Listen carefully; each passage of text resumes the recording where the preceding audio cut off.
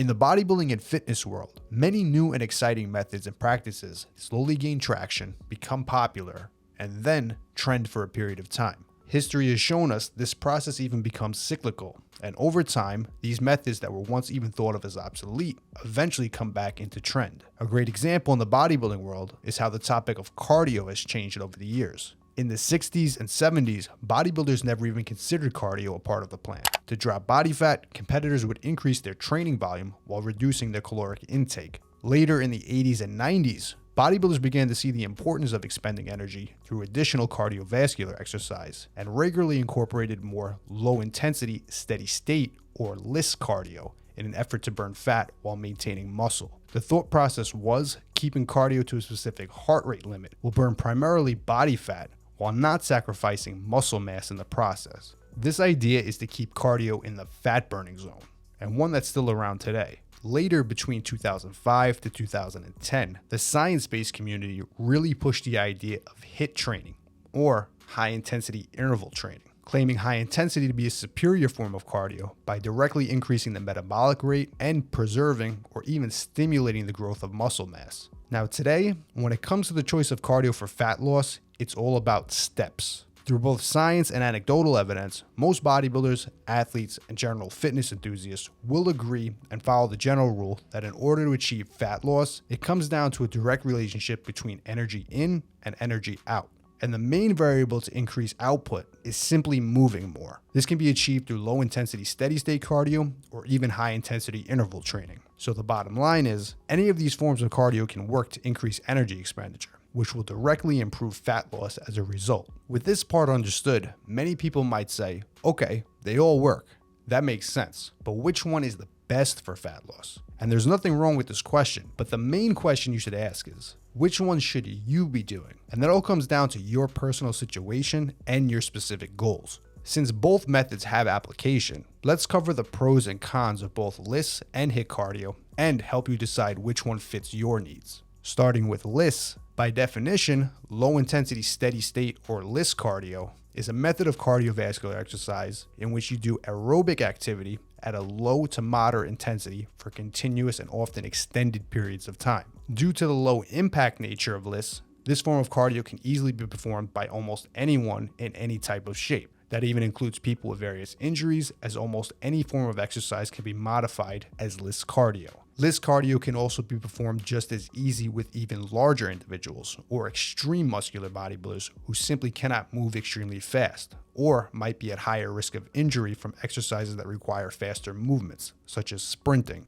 Naturally, based on this slow steady state movement, to accomplish large caloric burns from LISS also require longer time commitments. Overall, some of the biggest pros of LISS include ease of use, as LISS can be performed on virtually any type of cardio machine you can find in any local gym, as well as being performed outdoors by doing more entertaining forms of cardio, such as cycling, hiking, and although not cardio by definition, even just going outside and going for a walk is one of the best ways to get additional steps in, further increasing your caloric expenditure. Due to the low impact natures of LISS, the risk of injury is also extremely low, and with most traditional forms of LISS, it's almost non-existent. This is one of the main reasons LISS has been the bread and butter form of cardio for bodybuilders and has stood the test of time in the bodybuilding community. In many cases, HIIT cardio is just not appropriate for extremely large bodybuilders. Now, while LISS does have many benefits, there's also some reasons why you might not want to use it to burn fat, and there's always cons to every method. In the case of LISS, the biggest drawback is the time efficiency. Most people are busy, and the simple fact is,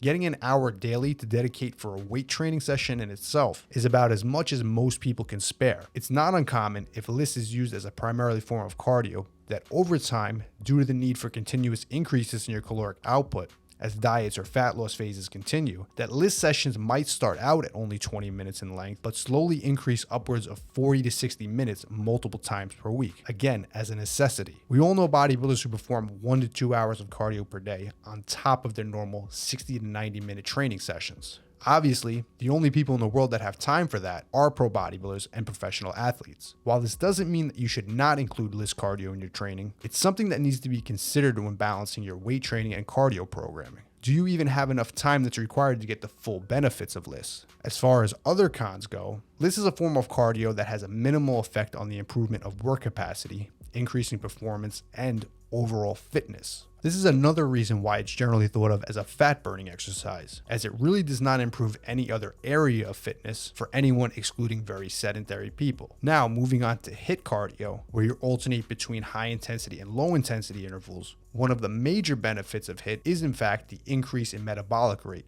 and performance. It not only burns calories when you're exercising, but it also creates an afterburn effect known as EPOC, or excess post-exercise oxygen consumption. And although HIIT sessions are shorter due to how intense they are, and generally less calories are burned during the shorter session when compared to long duration LISS, the metabolic effects last well beyond the session. Now on paper, HIIT clearly sounds like the winner, but if you do HIIT correctly, you will know it has many drawbacks of its own. The simple fact is, for any exercise to truly be considered HIIT cardio, that means it has to be performed at intervals of 100% effort. Good examples of this are all-out sprints as fast as you can, followed by a quick rest, sled pushes, hill sprints, stadium sprints, and any movement you can perform for a maximum of 10 to 30 seconds before needing a rest or a lower intensity recovery period will qualify as HIIT. A typical HIIT session can literally be something like 10 to 15 all-out 100-yard dashes, followed by a quick rest period. Similar to how weight training, you perform a set of 10 to 20 repetitions, followed by a quick rest and repeat. HIIT cardio should follow a similar fashion. This means that by nature, this form of exercise will be very taxing. In fact, most optimal HIIT programming is going to be performed at a max of 3 times per week at 10 to 15 intervals. Adding in additional HIIT sessions has a very similar effect on recovery as adding in additional weight training sessions. As much as you monitor your recovery from lifting, you should also be monitoring it from HIIT training. With that said, one of the reasons bodybuilders tend to shy away from HIIT is the simple fact that their training requires lots of resistance training sessions every single week. Adding HIIT cardio on top of that can work and can absolutely be beneficial, but it has to fit into the overall program, or it can absolutely be a contributor to overreaching, systemic fatigue,